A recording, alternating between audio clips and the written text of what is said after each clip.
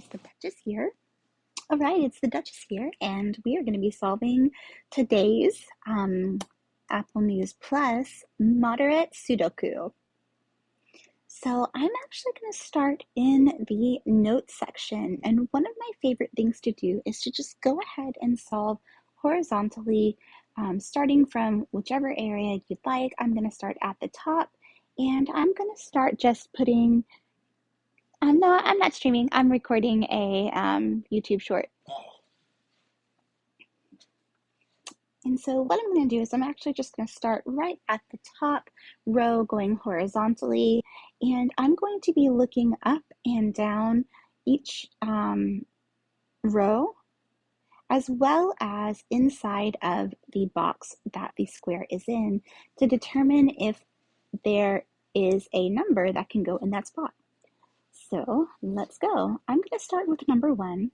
I see in this first row that there is no other number 1. There's also not a number 1 in this upper left-hand box. So I'm going to say that there is a possibility that a number 1 can go in that square. Let's go to the square next to it, and I go left to right. There's also not a 1 in that vertical column, nor is there one in the horizontal row. There's also not a 1 inside of this box, so there's a high potential that number 1 could go there. Same thing here. Now once we move over to this fourth square on the top row, we see that there is inside of that box and inside of that vertical row a number 1. So we know that a 1 cannot go there. Same here. There is a number 1 in that vertical column and then also inside of the box. So there's no 1 there. There's a 1 that can go here. There's a 1 that can go here. And when we get to this last column in the top row, we see that there is a number 1 down there at the bottom in that same column. So we know that a number 1 cannot also be in this square. So we'll leave it blank. Now I repeat that with each number. Number 2. Okay, we can't put a 2 here because there's a 2 in that column. There's also a 2 in this column. Once we get to this square, we see that there is not a 2 in the column, but there is a 2 inside of that box of 9. So a 2 can't go there, nor can it go here. When we get here, a 2 can go here. Yes, a 2 could be here, but a 2 could not be there. Number 3, no, yes, no, yes, no, yes. Maybe I should say possibly instead of yes. No. All right. Now we're on to number 4, and we're just going to repeat this, and this is where I love the repetitive quality of a Sudoku puzzle, because you can really just kind of lose your sense of the craziness of the world in numbers. There we go. All right, and I'm just going to do this whole row until I make it through number 9. No 6 can go there. Yes. Or, sorry, possibly. Not at all. Possibly. Possibly. Possibly. And possibly. All right. Now we are on to number 7. But since this row already has a 7 built into the default layer of the puzzle, we don't, or rather can't, put a 7 anywhere else in this row. It's time for us to move on to 8. Okay, so this column has an 8, so no 8 there. This column does not have an 8, but the square that this space lives within does have an 8. So no 8s can actually go in that box. Possibly, not at all, not at all, not at all, and possibly. Now it's time for number 9. No, not at all, and not at all. Not at all, possibly, possibly, not at all, and possibly. Now I like to look back over the row and see if there are any numbers that only appear one time inside of the entire row. I see that it looks like every number appears multiple times, so we can't make a decision right now based off of the information that we have on if any of these are for sure a specific number. So we repeat the process down here on the next row. Now, the only numbers that are certain are going to be the numbers that are big. So when we're doing our process of elimination on if a number can possibly exist within that space, we do not count the other small numbers or the notes because those are not definitive, right? So I'll show you what we mean. All right, so in this space, there are no big number ones, right? Only note number ones, which means that a number one could be there or it could be in this space as well. And so we kind of repeat that. Any big number ones? No.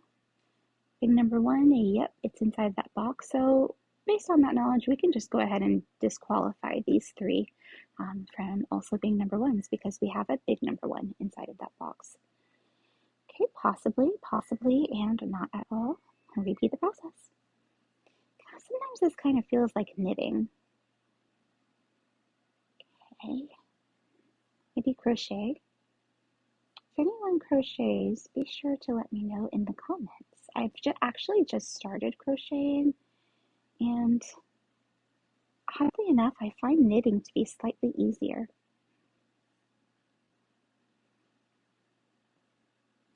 Go. Okay, we finished our fours. Now it's time to go on to our fives. It's very lovely number fives.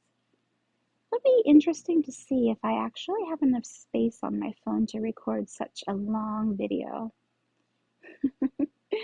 Normally I solve these a lot faster, but I really enjoyed kind of walking everyone through my thought process. There we go.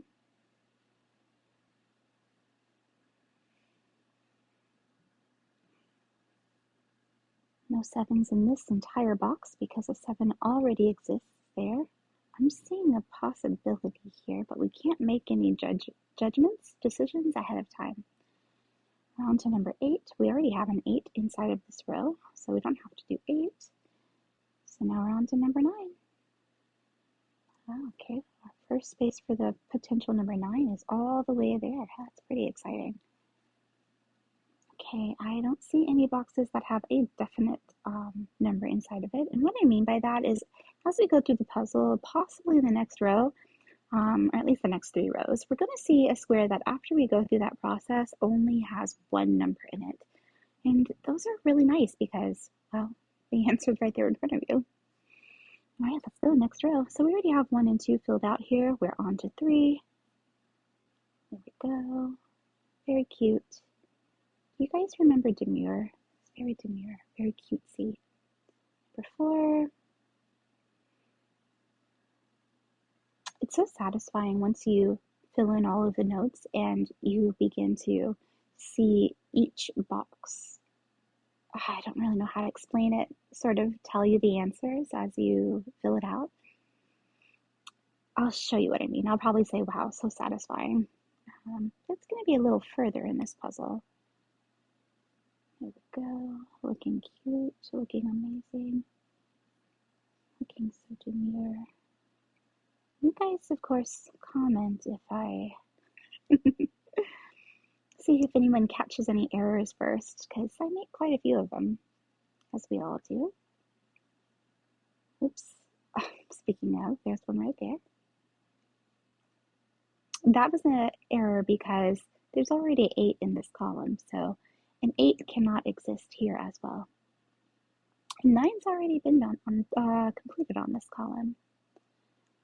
Go. This video is actually not going to have very much editing in it because it's very relaxing, and I just want to get the answers out to you guys in the tutorials out to you guys before the day's over, you know.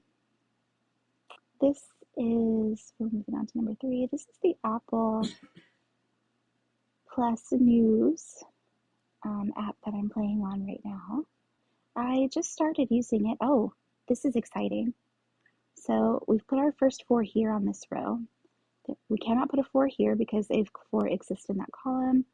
No 4s can go here because there's already a 4 inside of this box. And can't put a 4 here either because there's already a 4 inside of this box. So that means this is the only space in this row that a 4 can belong in, which means we can make that decision. Now, did you see how when I put in the big 4, it took the small 4s off the notes automatically? That's where it starts to get satisfying as the puzzle gets solved. All right, back to notes mode. We just filled the 4 in. We're on to 5, which we see in this row already exists as a big number. 6 is already here, so let's move on to 7. Here we go. 8 is already here as well, so it's time to do 9. There we go. This is really nice. My first number was 4 on this one, which is one of my favorite numbers, actually. I'm curious to know what your favorite numbers are. So, of course, drop them in the comments. Okay, it looks like we can put our first large 2 there. This is exciting. We only have 2 more numbers to figure out. 3, 4, 5. So 1 or 5 can go here. We'll have to put it in notes because 5 can belong in either one of those. Or rather, it's possible that a 5 would be in either one of those. Let's go. Next row. Oops, I have started to go backwards on you guys. Let's try that again. Oh, looks like here is a permanent 6. I love seeing those small notes disappear.